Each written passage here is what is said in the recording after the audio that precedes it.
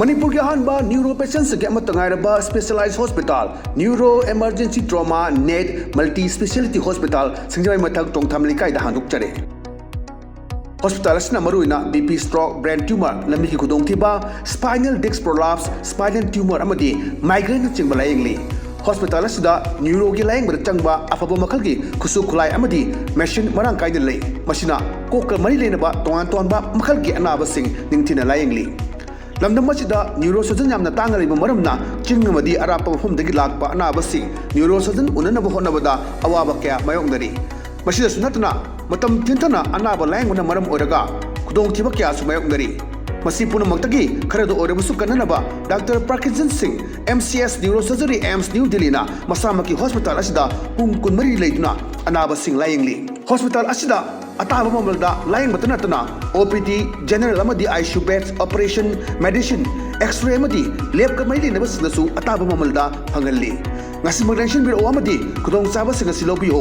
hena kuba mrol gidamag hospital asigi telephone number 7005534166 natraga 8974572154 da pau phabirak yagani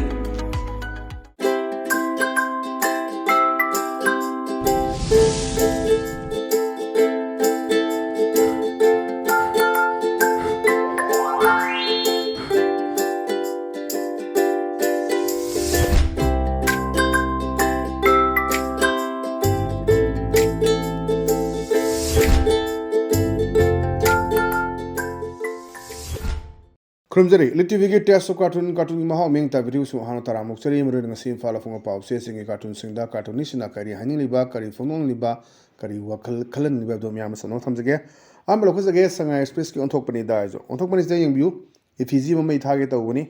adela sai police myam se laaga kanna bo honna boda dialogue khara tawna bani dialogue se kamai tawge da koi sarkar se ohong bo lakpani na namai ne du khumjalo na mai sai gi expectation na mai makha thab sin haibi gi sin ne Nasa EPG skin lorok person ni.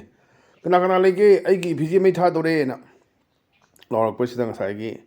Police station sila do hari. Masa khang dana ba nakoi namay do kumjilu. Makoi na muk sarkar payak ladi. Koi dasa ta ni na hasisi dum kubang na upay ba. Thamba na upay ba. Do tong na ba dia na. Dai kubang na payra mo thamba na payra ka anda posting lak to na ko to na lang ba. Mayama koi dum thengna kare. Ano hasisi kubang na seitra nga payra me. Thambana hajik chahi nipan mapan sujale chahi tara ama pai dori mathang da kana na pai do khangponte 2027 khangdoi ni adam sai police sing su mathau to buda yam tan badune ba sarkar amna paira amna masa khangi ne na mane mi khumjalo masa khangi dana ba man haina ut pa yam phajaba adumba wan to leba cartoon ne thamjage mathang da leisna khoi sana leba ki loire dana aduni loire dana sing bi khoi khabar pa bane halani gakse Ana kamain to gida amasina hai fine chi crore ga theladi education department si fane amna kana rakbani ko kana rani ko na hain hai bidane ba jinga sai like number da khoi tender to boda quality maintain later di fine thi ba du to ba to mo gi raineri me am dani handak si khoi gi like number da quality late ma to di na me am thong na ba si du quality late ba to na to matang yam song na ba me am adi mairo sin he horok pa duni adi matang thong pa ni cartoonist na dama sin khume Mathangi lyric ki chi si magun yaungli bon hajik sam yaug da badu da mathang da di soida yaura ani haibagi adum uthok ba hai tare ko adum ba yamna fajaba adum ba wan thok lai ba cartoon en thamjage mathang da leisna koi pongna phom gi balu he duni balu si jeng biu haji yausang matam orak pa thabal chumbagi sen khai ba si tong rak pa si da cartoonist na khot tharak pane kamain tharak kenda lebim ja se koi lambi da mapan thok ge tawne yung gi wang madagi lambi thalona ba lama pass ne abema lambi da sel khaiba thingkhre ye lampak leitabadagi lambi da thabal su musu thingne haibani na yam phajo pone hiji se khoi lambi da pesa khaiba da ji police department ga tawraga social media da thagatana ngang na chaina to me amna debatable debate tongdari ni kasu kai di chahi me khaibani adu hoi piram de na tawbo khotpa dagi masing khaiba do tawnu lambi da thapada accident thokani khotkani haibagi adu me am si wa ling da khaiganu daksang mi dagi mi mangai do khaiba bhajuna Madu yarak to post laiba haju se lila ma to buda de thabal song da changi bisa si am dam changre lila ma to da pal singyang khai first second third ta bugadi singyang khai hom phu yong na ba me ama thabal ma selak buda lupa lak amagi meya ga changhelak pa yawre hadigi mai phajana ba than ba adagi me am se ꯑꯗꯩꯗꯨꯅꯦ ꯍꯥꯏꯁꯤ ꯑꯕꯦꯝꯃ ꯂꯝꯕꯤꯗ ꯁꯦꯜ ꯈꯥꯏꯕ ꯊꯤꯡꯈ꯭ꯔꯦꯌꯦ ꯂꯝꯄꯥꯛ ꯂꯩꯇꯕꯗꯒꯤ ꯂꯝꯕꯤꯗ ꯊꯥꯕꯜ ꯆꯣꯡꯕꯁꯨ ꯊꯤꯡꯂꯦ ꯍꯥꯏꯕꯅꯤꯅ ꯍꯧꯖꯤꯛ ꯂꯝꯄꯥꯛꯁꯦ ꯑꯩꯈꯣꯏ ꯂꯩꯁꯤꯜꯂꯛꯇ꯭ꯔꯦ ꯑꯌꯥꯝꯕꯅ ꯀꯝꯃꯨꯅꯤꯇꯤ ꯍꯣꯜ ꯁꯥꯖꯤꯟꯈꯤꯕ ꯃꯌꯥꯝ ꯑꯃ ꯍꯧꯖꯤꯛ ꯊꯥꯕꯜ ꯆꯣꯡꯕꯁꯨ ꯌꯦꯡꯕꯤꯌꯨ ꯅꯨꯃꯤꯠ ꯃꯉꯥꯅꯤꯁꯤꯗ ꯑꯩꯈꯣꯏ ꯁꯣꯔꯣꯛꯀ ꯊꯠꯂꯒ ꯆꯣꯡꯅꯔꯛꯀꯗꯣꯏꯅꯤ ꯍꯥꯏꯋꯦꯗ ꯍꯣꯏ ꯑꯣꯀꯣꯔꯁ ꯀꯩꯅꯣꯗ ꯑꯩꯈꯣꯏꯒꯤ ꯔꯨꯔꯦꯜ ꯑꯦꯔꯤꯌꯥꯗꯗꯤ ꯑꯆꯧ ꯑꯆꯧꯕ ꯂꯝꯄꯥꯛꯁꯤꯡ ꯂꯩꯔꯤ ꯑꯗꯨꯒ ꯁꯤꯒꯤ ꯈꯔ ꯏꯝꯐꯥꯜ ꯁꯍꯔ ꯍꯥꯏꯇꯥꯔꯦ ꯁꯤꯒꯤ ꯑꯀꯣꯏꯕꯗ ꯂꯩꯕ ꯃꯌꯥꯝꯁꯤꯗꯤ ꯂꯝꯄꯥꯛꯁꯦ ꯌꯥꯝꯅ ꯃꯥꯡꯁꯤꯜꯂꯛꯄ ꯍꯥꯏꯇꯥꯔꯦ ꯑꯗꯨꯅ ꯑꯌꯥꯝꯕꯅ ꯁꯨꯝ ꯖꯒꯥ ꯌꯦꯡꯕꯤꯌꯨ ꯃꯐꯝ ꯌꯦꯡꯕꯗ ꯂꯝꯕꯤ ꯊꯠꯂꯒ ꯂꯣꯏ ꯆꯣꯡꯅꯔꯛꯀꯗꯣꯏꯅꯤ ꯑꯗꯨꯒꯤ ꯐꯤꯕꯝꯗꯨꯗ ꯐꯣꯡꯗꯣꯛꯄ ꯍꯥꯏꯇꯥꯔꯦ ꯑꯗꯨꯅ ꯌꯥꯝ ꯐꯖꯕꯁꯤꯁꯨ ꯋꯥꯍꯟꯊꯣꯛ ꯂꯩꯕ ꯀꯥꯔꯇꯨꯟ ꯑꯣꯏꯅ ꯊꯝꯖꯒꯦ ꯃꯊꯪꯗ ꯂꯩꯁꯤꯅ ꯑꯩꯈꯣꯏ ꯍꯨꯌꯦꯟ ꯂꯟꯄꯥꯎꯒꯤ ꯑꯁ ꯂꯣꯏꯔꯦ ꯍꯥꯏꯕꯁꯤꯅꯦꯕ ꯁꯤꯗ ꯄꯥꯈꯪ ꯑꯔꯤꯕ ꯃꯌꯥꯝ ꯙꯔꯅꯥ ꯇꯧꯕꯒꯤ ꯁꯤꯟ ꯑꯃꯅꯤ ꯀꯃꯥꯏꯅ ꯍꯥꯏꯒꯦꯗ ꯄꯥꯈꯪ ꯑꯔꯤꯕꯁꯤꯡꯁꯤꯅ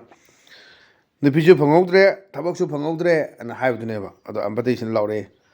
ꯑꯩꯈꯣꯏꯁꯨ ꯄꯦꯟꯁꯟ ꯄꯤꯗꯕ ꯌꯥꯔꯣꯏꯅ ꯁꯤ ꯑꯩꯈꯣꯏ ꯂꯩꯁꯥꯕꯤ ꯃꯌꯥꯝꯒꯤ ꯂꯩꯁꯥꯕꯤ ꯑꯔꯤꯕꯤꯒꯤ ꯀꯔꯤꯒꯤ ꯄꯦꯟꯁꯟ ꯄꯤꯅꯤ ꯈꯣꯠꯅꯤ ꯍꯥꯏꯅ ꯂꯥꯎꯊꯣꯛꯈꯤꯕ ꯁꯔꯀꯥꯔꯅ ꯇꯧꯕꯗꯨꯗ ꯃꯣꯏꯁꯨ ꯗꯤꯃꯥꯟ ꯇꯧꯔꯛꯄꯒꯤ ꯃꯑꯣꯡꯅꯤ ꯄꯥꯈꯪ ꯑꯔꯤꯕ ꯑꯗꯒꯤ ꯃꯌꯥꯝ ꯑꯃ ꯌꯨꯝ ꯄꯥꯟꯗꯕ ꯃꯌꯥꯝ ꯂꯩꯔꯤ ꯂꯩꯁꯥꯕꯤ ꯑꯔꯤꯕ ꯃꯌꯥꯝꯁꯨ ꯂꯩꯔꯦ ꯆꯍꯤ 90 ꯍꯦꯜꯂꯕ ꯈꯨꯗꯣꯡꯆꯥꯗꯕ ꯑꯃꯗꯒꯤ ꯅꯠꯇ꯭ꯔꯒ ꯇꯟꯕꯗꯒꯤ ꯅꯠꯇ꯭ꯔꯒ ꯇꯧꯅꯔꯤꯕ ꯁꯣꯁꯥꯏꯇꯤꯒꯤ ꯆꯠꯅꯕꯤ ꯃꯌꯥꯝꯁꯨ ꯎꯕꯗꯒꯤ ꯁꯨꯝ ꯃꯌꯥꯝꯁꯨ ꯑꯗꯒꯤ ꯅꯨꯄꯥ ꯂꯩꯁꯜꯂꯛꯇꯕ ꯅꯤꯁꯥ ꯆꯥꯕ ꯉꯥꯛꯇ ꯑꯣꯏꯔꯛꯄ ꯑꯗꯨꯝꯕ ꯃꯌꯥꯝꯁꯦ ꯐꯦꯛꯇꯔꯁꯤ ꯌꯥꯝ ꯂꯩꯈ꯭ꯔꯦ ꯌꯨꯝ ꯄꯥꯟꯗꯕ ꯆꯍꯤ 90 ꯍꯦꯜꯂꯕ ꯃꯌꯥꯝ ꯑꯃ ꯂꯩꯁꯦ ꯑꯗꯨꯅ ꯆꯍꯤ 90 ꯍꯦꯜꯂꯀꯥꯟꯗꯗꯤ ꯑꯉꯥꯡ ꯅꯨꯕꯤ ꯎꯅꯕꯗ ꯑꯗꯨꯝꯕ ꯑꯋꯥꯕ ꯊꯦꯡꯅꯩ ꯀꯥꯏꯕ ꯗꯥꯛꯇꯔꯅ ꯄꯤꯕ ꯑꯦꯗꯚꯥꯏꯁ ꯃꯌꯥꯝꯁꯨ ꯂꯩ ꯑꯗꯨꯅ ꯌꯦꯡꯁꯤ ꯀꯃꯥꯏꯅ ꯇꯧꯗꯅꯣ ꯑꯗꯨꯒꯤ ꯐꯤꯕꯝꯗꯨ ꯂꯩꯔꯀꯥꯟꯗ ꯌꯥꯝ ꯐꯖꯅ ꯊꯥꯔꯛꯄ ꯑꯗꯨꯝꯕ ꯀꯥꯔꯇꯨꯟ ꯑꯣꯏꯅ ꯊꯝꯖꯒꯦ ꯃꯊꯪꯗ ꯂꯩꯁꯤꯅ ꯑꯩꯈꯣꯏ ꯅꯥꯔꯣꯜ ꯊꯧꯗꯥꯡꯒꯤ ꯍꯋꯥꯗꯣ ꯂꯩꯔꯥꯡꯗꯣ ꯍꯥꯏꯕꯅꯤ ꯁꯤꯗꯁꯨ ꯑꯍꯟ ꯑꯅꯤꯈꯛ ꯋꯥꯔꯤ ꯁꯥꯟꯅꯕꯅꯤ ꯀꯃꯥꯏꯅ ꯁꯥꯟꯅꯒꯦꯗ ꯍꯧꯖꯤꯛꯀꯥꯟ ꯇ꯭ꯔꯥꯐꯤꯛꯁꯤꯗꯤ ꯊꯧꯔꯤ ꯊꯠꯂꯒ ꯁꯦꯜ ꯂꯧꯏꯅꯦꯅ ꯌꯥꯎꯁꯪ ꯃꯌꯥꯒꯤ ꯇꯧꯅꯕ ꯍꯧꯖꯤꯛ ꯃꯌꯥꯝ ꯑꯃ ꯇꯧꯔꯅꯤ ꯑꯗꯨꯝ ꯁꯤꯗꯤ ꯐꯦꯛꯅꯤ ꯀꯃꯥꯟꯗꯣ ꯃꯌꯥꯝ ꯑꯃ ꯄꯨꯂꯤꯁ ꯃꯌꯥꯝ ꯑꯃ ꯖꯒꯥ ꯊꯤꯀꯥꯗꯥꯔ ꯑꯆꯧꯕ ꯃꯌꯨꯝꯗ ꯆꯠꯂꯒ ꯁꯦꯜ ꯈꯥꯏꯕ ꯌꯥꯎꯁꯪꯒꯤ ꯍꯥꯞꯄꯨ ꯑꯗꯨꯅ ꯇꯣꯉꯥꯟ ꯇꯣꯉꯥꯟꯕ ꯂꯥꯛꯀꯅꯤ ꯏꯝꯐꯥꯜ ꯏꯁꯀꯤ ꯋꯦꯁꯀꯤ ꯑꯗꯨꯒꯤ ꯑꯗꯥꯒꯤꯅꯤ ꯃꯌꯥꯝ ꯂꯥꯛꯀꯅꯤ ꯑꯗꯩ ꯈꯪꯅ ꯆꯥꯟꯅꯕ ꯃꯌꯥꯝꯁꯤ ꯌꯥꯎꯁꯪꯁꯤꯗ ꯑꯗꯨꯝ ꯍꯅꯨꯗꯒꯤ ꯍꯅꯥꯗꯒꯤ ꯂꯣꯏꯅ ꯆꯠꯂꯒ ꯑꯗꯨꯝ ꯄꯤꯅꯕꯤꯅꯤ ꯑꯗꯨꯕꯨ ꯑꯉꯝꯕ ꯄꯤꯕꯗꯨꯅ ꯃꯈꯜ ꯑꯃꯅꯤ ꯍꯦꯛꯇ ꯑꯩꯈꯣꯏꯒꯤ ꯑꯗꯨ ꯄꯤꯗ ꯌꯥꯗꯦ ꯍꯥꯏꯔꯒꯗꯤ ꯃꯗꯨꯁꯨ ꯑꯐꯕ ꯑꯣꯏꯗꯦ ꯑꯗꯨꯅꯤ ꯍꯧꯖꯤꯛꯀꯥꯟ ꯇ꯭ꯔꯥꯐꯤꯛꯁꯤꯗꯤ ꯊꯧꯔꯤ ꯊꯠꯂꯒ ꯁꯦꯜ ꯂꯧꯏꯅꯦ ꯍꯥꯏꯕꯗ ꯑꯃꯅ ꯈꯨꯝꯃꯦ ꯍꯦꯔꯥ ꯌꯥꯎꯁꯪ ꯃꯃꯥꯡꯒꯤ ꯅꯧꯅ ꯁꯦꯂꯦꯛꯁꯟ ꯇꯧꯕꯗꯨ ꯑꯣꯏꯔꯤꯅꯦꯅ ꯃꯌꯥꯝꯁꯦ ꯇ꯭ꯔꯥꯐꯤꯛꯀꯤꯁꯨ ꯑꯗꯨꯝ ꯇꯧꯗꯣꯏꯅꯦ ꯍꯧꯖꯤꯛ ꯗꯨꯀꯥꯟ ꯑꯆꯧꯕꯗ ꯍꯧꯖꯤꯛ ꯌꯥꯎꯁꯪ ꯍꯌꯦꯡꯁꯤꯗꯩꯗ ꯃꯌꯥꯝꯁꯦ ꯆꯪꯉ ꯕꯖꯥꯔꯒꯤ ꯂꯩꯔꯤꯕ ꯗꯨꯀꯥꯟꯁꯤꯡ ꯃꯌꯥꯝꯁꯤꯡꯁꯤꯗ ꯗꯨꯀꯥꯟ ꯑꯆꯧꯕꯁꯤꯡꯁꯤꯗ ꯆꯪꯅꯗꯣꯏꯅꯤ ꯑꯗꯒꯤ ꯊꯤꯀꯥꯗꯥꯔ ꯃꯌꯨꯝꯁꯤꯡꯗ ꯑꯗꯒꯤ ꯍꯧꯖꯤꯛ ꯍꯣꯂꯤ ꯄꯂꯥꯒꯤ ꯂꯥꯛꯑꯅꯤ ꯍꯦꯛꯇ ꯒꯦꯠꯄꯨ ꯄꯥꯜꯂꯕ ꯑꯋꯥꯡꯕ ꯋꯥꯜꯕꯨ ꯇꯧꯔꯗꯤ ꯍꯦꯛꯇ ꯑꯗꯨꯝ ꯈꯪꯅꯗꯤ ꯑꯗꯨꯝ ꯁꯛꯆꯟꯅꯕ ꯈꯣꯠꯅꯕ ꯃꯌꯥꯝꯁꯨ ꯌꯥꯎꯗꯕ ꯅꯠꯇꯦ ꯑꯗꯨ ꯃꯌꯥꯝ ꯌꯥꯎꯁꯪꯒꯤ ꯁꯤꯟꯁꯤ ꯑꯔꯣꯏꯕꯅꯤ ꯌꯥꯎꯁꯪꯁꯤꯗ ꯆꯠꯂꯤꯕ ꯄꯩꯁꯥ ꯃꯌꯥꯝꯁꯤ ꯑꯔꯣꯏꯕꯅꯤ ꯑꯗꯒꯤ ꯁ꯭ꯄꯣꯔꯠꯁꯀꯤ ꯀꯔꯤꯒꯤ ꯀ꯭ꯂꯕꯅ ꯈꯥꯏꯔꯒ ꯇꯧꯗꯣꯏꯅꯤ ꯑꯥꯔꯕꯦ ꯇꯩꯅꯗꯅꯕ ꯌꯥꯝ ꯀꯨꯏꯔꯦ ꯗꯦꯀꯦꯠ 1-2 ꯐꯥꯖꯤꯜꯂꯛꯑꯃꯅꯤ ꯁꯨꯃꯥꯏꯅ ꯑꯩꯈꯣꯏ ꯌꯥꯎꯁꯪ ꯁ꯭ꯄꯣꯔꯠꯁꯀ ꯇꯧꯔꯛꯇꯅ ꯃꯌꯥꯝꯁꯤ ꯀꯪꯂꯥꯗꯒꯤ ꯃꯩ ꯂꯧꯗꯨꯅ ꯅꯠꯇ꯭ꯔꯒ ꯑꯇꯣꯞꯄ ꯑꯁꯦꯡꯕ ꯂꯥꯏꯐꯝꯂꯦꯟꯗꯒꯤ ꯃꯩ ꯂꯧꯗꯨꯅ ꯁ꯭ꯄꯣꯔꯠꯁ ꯁꯥꯟꯅ ꯈꯣꯠꯅꯕ ꯃꯌꯥꯝ ꯑꯗꯒꯤ ꯑꯦꯟꯇꯔꯇꯦꯟꯃꯦꯟ ꯄ꯭ꯔꯣꯒ꯭ꯔꯥꯝ ꯑꯃ ꯍꯥꯞꯆꯤꯜꯂꯒ ꯇꯧꯗꯅꯕ ꯌꯥꯝ ꯅꯨꯡꯉꯥꯏꯕ 5 ꯗꯦꯁꯁꯤ ꯍꯦꯛꯇ ꯅꯟ ꯁ꯭ꯇꯣꯞꯇ ꯇꯧꯗꯣꯏꯅꯤ ꯌꯦꯡꯕ ꯇꯥꯕꯅꯤ ꯀꯔꯤ ꯂꯥꯛꯀꯗꯒꯦꯗꯣ ꯌꯥꯝ ꯐꯖꯕ ꯁꯤꯁꯨ ꯀꯥꯔꯇꯨꯟ ꯑꯣꯏꯅ ꯊꯝꯖꯒꯦ ꯃꯊꯪꯗ ꯂꯩꯔꯤꯁꯤꯅ ꯑꯩꯈꯣꯏ ꯄꯤꯄꯜꯁ ꯀ꯭ꯔꯣꯅꯤꯀꯜꯒꯤ ꯃꯣꯠꯂꯤ ꯃꯟꯗꯦꯁꯤ ꯌꯦꯡꯕꯤꯌꯨ ꯈꯕꯔ ꯄꯥꯔꯒ ꯍꯥꯏꯅꯕꯅꯦ ꯍꯧꯖꯤꯛ ꯂꯩꯔꯤꯕ ꯂꯩꯉꯥꯛꯁꯤꯒꯤ ꯃꯇꯥꯡꯗ ꯑꯐꯇꯔ PR ꯌꯦꯁ PRꯒꯤ ꯃꯇꯨꯡꯗ a popular government has been formed popular government ꯑꯃ ꯁꯦꯝꯈ꯭ꯔꯦ ꯕꯠ ꯇꯧꯏꯒꯨꯝꯁꯨꯡ without real ministers ꯑꯅ ꯑꯩꯈꯣꯏ ꯃꯤꯅꯤꯁꯇꯔ ꯍꯧꯖꯤꯛ ꯑꯁꯦꯡꯕ ꯑꯦꯛꯁꯄꯥꯟꯁꯟ ꯇꯧꯗ꯭ꯔꯤ ꯋꯥꯁꯛ ꯂꯧꯕꯗ ꯑꯩꯈꯣꯏ ꯗꯤꯄꯨꯇꯤ CM 2 ꯑꯗꯨꯒ ꯑꯩꯈꯣꯏ ꯃꯁꯥꯟꯅꯕꯨꯗꯤ ꯍꯣꯝ ꯃꯤꯅꯤꯁꯇꯔꯅꯤ ꯍꯥꯏꯖꯔꯦ ꯒꯣꯕꯤꯟꯗꯥꯁ ꯑꯗꯨꯒ ꯑꯩꯈꯣꯏ ꯂꯣꯀꯦꯟ ꯈꯨꯔꯥꯏꯖꯝ ꯂꯣꯀꯦꯟ ꯋꯥꯡꯒꯣꯏ ꯀꯦꯟꯗ꯭ꯔꯒꯤ ꯃꯣꯏ ꯋꯥꯁꯛ ꯂꯧꯈ꯭ꯔꯕꯅꯤ 5ꯗꯅꯤ 19ꯅꯤ ꯂꯩꯗꯣꯏꯁꯤ 8ꯁꯤ ꯍꯧꯖꯤꯛ ꯆꯥꯎꯊꯣꯛꯄ ꯉꯝꯗ꯭ꯔꯦ ꯑꯗꯨꯅ ꯍꯧꯖꯤꯛꯁꯤ ꯌꯥꯎꯁꯪ ꯃꯇꯨꯡꯗ ꯑꯩꯈꯣꯏꯒꯤ ꯕꯖꯦꯠ ꯁꯦꯁꯟ ꯐꯝꯃ ꯃꯇꯨꯡꯗ ꯃꯗꯨ ꯃꯇꯨꯡꯗ ꯆꯥꯎꯊꯣꯔꯛꯀꯅꯤ ꯍꯥꯏꯕꯒꯤ ꯄꯣꯠꯇꯨꯅꯤ ꯑꯗꯨ ꯆꯥꯎꯊꯣꯔꯛꯀꯗꯗꯤ ꯃꯤꯅꯤꯁꯇꯔ ꯃꯊꯟꯇꯅ ꯊꯕꯛꯇ ꯇꯧꯕ ꯉꯝꯃꯣꯏꯗꯣꯏꯅꯤ ꯑꯗꯨꯅ ꯉꯁꯥꯏꯒꯤ ꯗꯤꯁꯦꯟꯇ꯭ꯔꯦꯂꯥꯏꯁ ꯇꯧꯕꯗꯨꯃ ꯗꯔꯀꯥꯔ ꯑꯣꯏꯔꯛꯀꯗꯣꯏꯅꯤ ꯕꯠ ꯏꯟꯐꯣꯔꯃꯦꯁꯟꯗꯤ ꯂꯩꯒꯗꯕꯅꯤ ꯆꯤꯐ ꯃꯤꯅꯤꯁꯇꯔꯗ ꯑꯗꯨꯅ ꯌꯦꯡꯁꯤ ꯑꯗꯨꯅ ꯍꯧꯖꯤꯛ ꯂꯩꯉꯥꯛꯁꯤ ꯑꯦꯛꯁꯄꯥꯟꯁꯟ ꯇꯧꯕ ꯉꯝꯗꯕꯁꯤꯒꯤ ꯃꯇꯥꯡꯗ ꯌꯥꯝꯅ ꯐꯖꯅ ꯀꯥꯔꯇꯨꯟꯁꯤꯒꯤ ꯈꯨꯠꯊꯥꯡꯗ ꯊꯝꯃꯛꯄꯅꯦꯅ ꯊꯝꯖꯒꯦ ꯑꯗꯨꯅ ꯉꯁꯤꯗꯤ ꯑꯗꯨꯝ ELITETVꯒꯤ ꯇꯦꯁ ꯑꯣꯐ ꯀꯥꯔꯇꯨꯟꯒꯤ ꯃꯍꯥꯎ ꯃꯇꯥꯡ ꯑꯁꯤ ꯂꯣꯏꯁꯤꯟꯖꯔꯦ ꯃꯤꯠꯌꯦꯡ ꯇꯥꯕꯤꯔꯤꯕꯁꯤꯡꯕꯨ ꯑꯃꯨꯛ ꯍꯟꯅ ꯈꯨꯔꯨꯝꯖꯕꯒ ꯂꯣꯏꯅꯅ ꯀꯥꯏꯅꯅꯕ ꯌꯥꯊꯪ ꯅꯤꯖꯔꯤ ꯄꯤꯅꯕꯤꯔꯁꯤ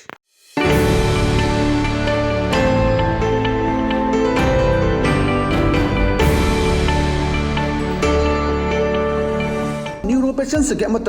specialise hospital neuro emergency trauma net multi speciality hospital सिंगजोई मथक टोंगथाम लिकाई दा हांदुकचरे हॉस्पिटल असना मरुइना बीपी स्ट्रोक ब्रेन ट्यूमर लंबी खुदोंथिबा spinal disc prolapse spinal tumour अमदी माइग्रेन चिंबला येंगली hospital asida neuro gi laing bar changba afaba makhal gi khusu khulai amadi machine marang kaida lei masina kokal mari leina ba tongan ba makhal gi anaba sing ningthina laing li lamdam masida neurosurgeon yamna tangari ba maramna chingamadi arapa hom dagi lakpa anaba sing neurosurgeon unana ba honabada awaba kya mayongdari masida sunatna matam tintana anaba laing una maram oraga khudong thiba kya su mayongdari masi punamakdagi kharado orabusu kananaba Dr. Parkinson Singh MCS Neurosurgery AIMS New Delhi na masamaki hospital asida pung kunmari leituna anaba sing layingli hospital asida ataba mamalda laying matanatana OPD general amadi ICU beds operation medicine x-ray amadi lab ka mai lena basinasu ataba mamalda phangalli ngasi magdenshin biro amadi kudong saba singa silobiyo